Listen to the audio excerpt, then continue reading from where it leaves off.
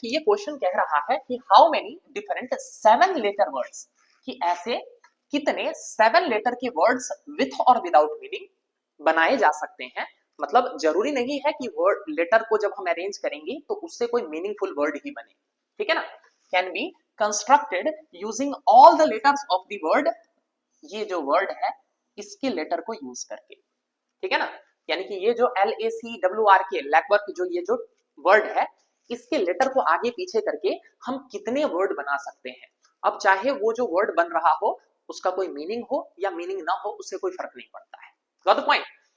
लेकिन यहां पर कुछ कंडीशन दे दिया है, so that each word has to start with O and end with R। यानी कि स्पेशल कंडीशन दे दिया है। कंडीशन क्या दे दिया है कि वो जो भी हम वर्ड बनाने वाले हैं ना, वो सारे वर्ड O से ही स्टार्ट होने चाहिए और R से ही एंड होने चाहिए।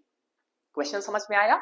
ये लैकवर्क LACWRK एक वर्ड दे दिया है जिसमें टोटल कितने लेटर है, जिसमें टोटल 1 2 3 4 5 6 7 लेटर्स हैं। और आपको बोला गया है कि हम कितने ऐसे वर्ड बना सकते हैं इन लेटर्स का यूज करके जो मीनिंगफुल हो या मीनिंगलेस हो, उससे कोई मतलब नहीं है। बट क्या ध्यान रखना है कि स्टार्ट O से होना चाहिए और एंड R से होना चाहिए। फाइन।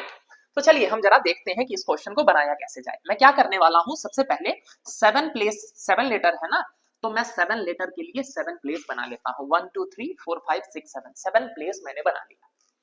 नाउ क्वेश्चन ने जैसे बोला है कि स्टार्ट O से ही होना चाहिए, तो O को मैंने फिक्स कर दिया, पहले प्लेस पर O को फिक्स कर दिया, कहे तो क्वेश्चन ने बोल दिया है।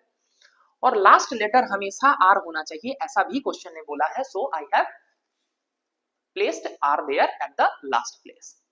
अब हमारे पास जो ऑप्शन बचता है वो बचता है कि ये जो बाकी 5 प्लेस बचे हैं ना, इनमें हम लेटर्स को आगे पीछे करें, ठीक है।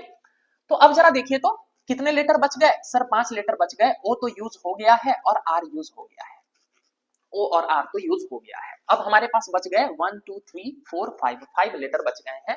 इट मींस व्हाट कि इस प्लेस के लिए हमारे पास अब टोटल कितने पॉसिबिलिटीज हैं, यहां पर मैं कितने लेटर रख सकता हूं। तो सर हमारे पास अब इस प्लेस के लिए 5 पॉसिबिलिटीज हैं, तो इसलिए हम यहां पर 5 लिख दे रहे हैं। Got the point. यानी कि इसमें मैं इन 5 लेटर में से कोई भी एक लेटर रख सकता हूं। मैं चाहूं तो यहाँ W रख दूं, मैं चाहूं तो यहाँ C रख दूं, मैं चाहूं तो यहाँ A रख दूं, मैं चाहूं तो यहाँ L रख सकता हूं। यानी कि मैं इन 5 लेटर में से कोई भी लेटर रख सकता हूं, इसीलिए मैंने 5 लिख दिया यहाँ पर। फाइन।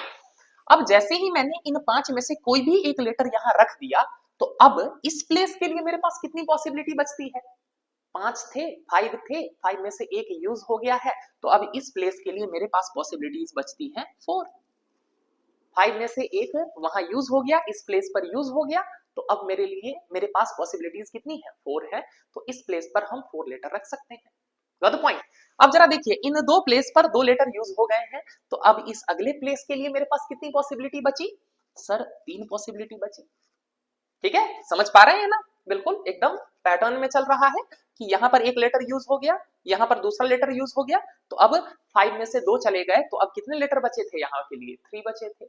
अब अगर यहाँ पर भी एक लेटर रखा गया, तो अब अगले के लिए मेरे पास पॉसिबिलिटी 2 ही है, तो 5 में से 3 लेटर यूज हो गए हैं, तो इस प्लेस के लिए मेरे पास केवल 2 पॉसिबिलिटी है, तो दैट इज वाई मैंने 2 लिख दिया। अब एक प्लेस बचा है और मेरे पास भी एक ही लेटर बचा होगा, तो 1 रख दिया। ठीक है, अब जरा देखिए ऐसे कितने लेटर बन सकते हैं, हमने देख लिया है यहाँ 5 पॉसिबिलिटी, यहाँ 4 पॉसिबिलिटी, यहाँ 3 पॉसिबिलिटी, यहाँ 2 पॉसिबिलिटीज, यहाँ 1 पॉसिबिलिटी। अब क्या करना है, सिंपली आपको इनको मल्टीप्लाई कर देना है, 5 इंटू 3, 4 इंटू 3 इंटू 2 इंटू 1।